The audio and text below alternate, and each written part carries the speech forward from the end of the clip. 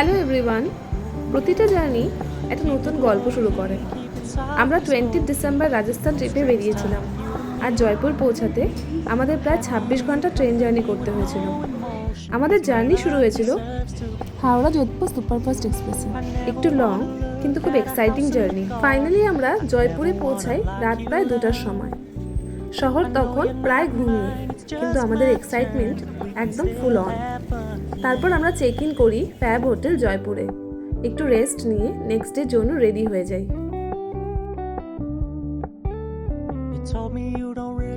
সকালে উঠে আমরা হোটেলেই ব্রেকফাস্ট করে নিই।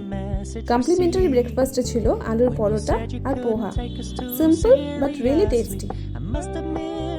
এইভাবেই দিনটা শুরু করে আমরা বেরিয়ে পড়লাম জয়পুর এক্সপ্লোর করতে। রাতে ঘুম কম হলেও সকালে উঠে আমরা রেডি জয়পুর এক্সপ্লোর করার জন্য। তো লেটস স্টার্ট ডে 1। জয়পুরের রাস্তা দিয়ে যেতে যেতে শহরের ভাইবটা ধীরে ধীরে ফিল করতে লাগলাম।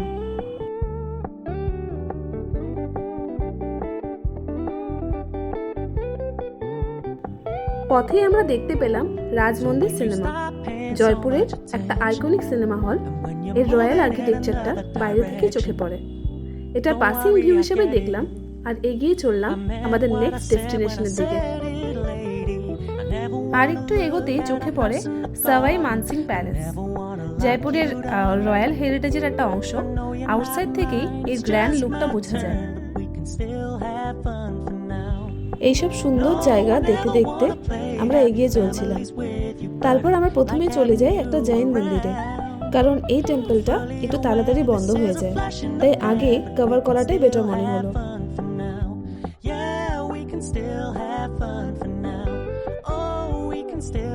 মন্দিরটা খুবই শান্ত আর পিসফুল। দিনটা শুরু করার জন্য একদম পারফেক্ট জায়গা। এখানে কিছুটা সময় কাটিয়ে মনটা একদম ফ্রেশ হয়ে গেল। মন্দিরের ভেতরটা আমরা কভার করতে পারিনি, কারণ মন্দিরের ভেতরে ছবি তোলা অ্যালাউড নয়।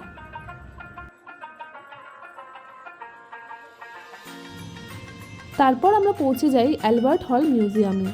এই মিউজিয়ামের আর্কিটেকচারটা সত্যিই অসাধারণ। বাইরে থেকেই এই রয়্যাল লুকটা চোখে পড়ে। এখানে এন্ট্রি ফি খুব বেশি না, ইন্ডিয়ান ভিজিটারদের জন্য প্রায় 50 টাকা করে, তাই খুব ইজিলি ঘুরে দেখা যায়। ভিতরে অনেক হিস্টোরিক্যাল আর্টিফ্যাক্টস আছে, পুরনো পেন্টিংস, স্কাল্পচার, কয়েন্স, সব মিলিয়ে হিস্ট্রিটা যেন সামনে জীবন্ত হয়ে ওঠে। পুরো বিল্ডিংটা ইন্দো সেরাসিনিক স্টাইলে তৈরি, যা এটাকে আরও ইউনিক করে তুলেছে।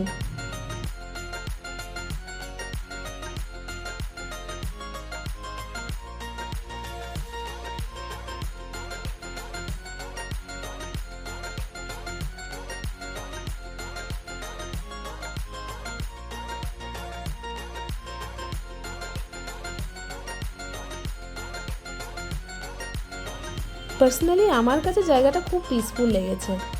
এটা রাজস্থানের ওল্ডেস্ট মিউজিয়ামগুলোর মধ্যে একটা, তাই হিস্টোরিক্যাল ইম্পর্টেন্সও অনেকটা বেশি।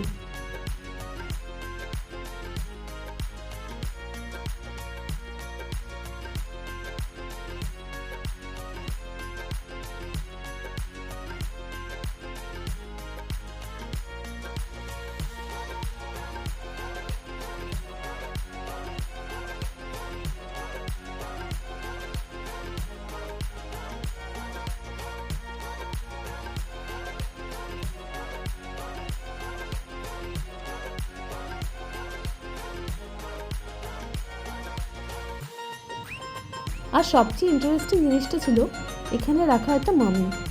হ্যাঁ, একটা আসল ইজিপশিয়ান মামি এখানে ডিসপ্লে করা আছে। এটা দেখার এক্সপিরিয়েন্সটা সত্যি একদম আলাদা। রিয়েল লাইফে এমন জিনিস দেখা সত্যি খুব রেয়ার।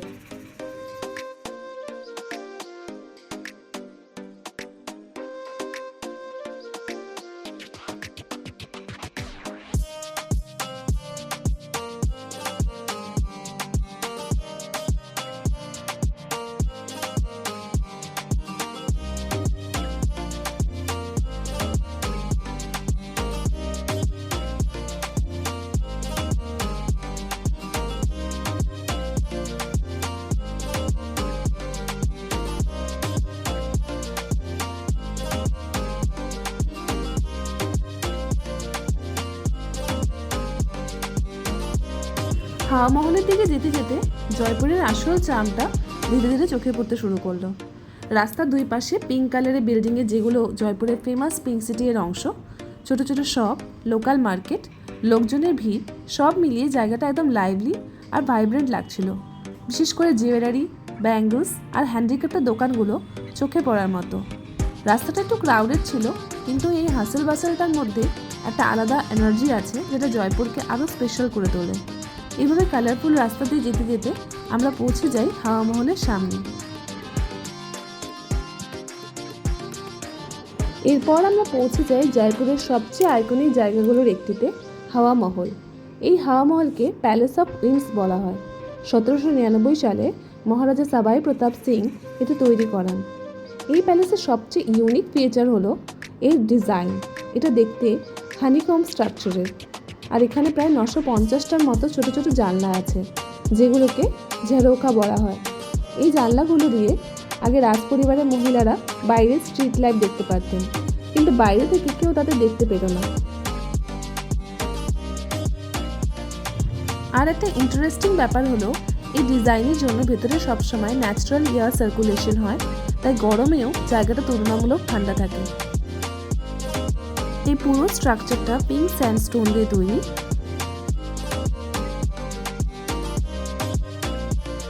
যা জয়পুরের পিঙ্ক সিটির আইডেন্টিটির একটা গুরুত্বপূর্ণ অংশ, আর হাওয়া মহলের আশপাশের পুরো এরিয়াটা পিঙ্ক সিটি নামে পরিচিত।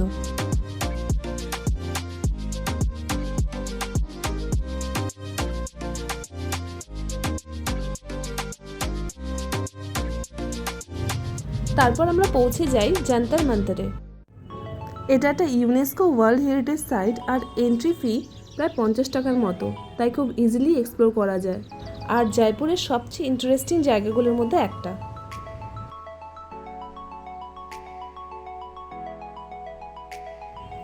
আঠেরোশো শতকে মহারাজ সাবাই জয়সিং টু এই অবজারভেটরিটি তৈরি করেছিল। এখানে প্রায় 19টা বড় বড় অ্যাস্ট্রোনমিক্যাল ইনস্ট্রুমেন্ট আছে, যেগুলো দিয়ে আগে টাইম, সান পজিশন, ইভেন প্ল্যানেটসের মুভমেন্ট ক্যালকুলেট করা হতো। সবচেয়ে ইমপ্রেসিভ জিনিসটি হলো এই ইনস্ট্রুমেন্টগুলো এত বড় সাইজের, যেগুলোকে বাইরে ওপেন স্পেসে তৈরি করা হয়েছে।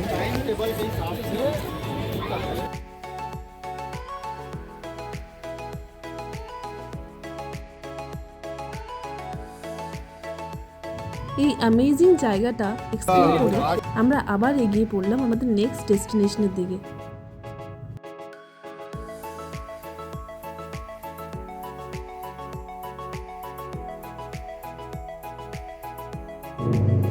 এই ইন্টারেস্টিং জায়গাটা এক্সপ্লোর করে আমরা লাঞ্চ করতে চলে যাই। লাঞ্চ করে একটু রেস্ট নিয়ে আমরা বেরিয়ে পড়ি আমাদের আজকের শেষ ডেস্টিনেশনের দিকে, আর সেটাই হলো জলমহল।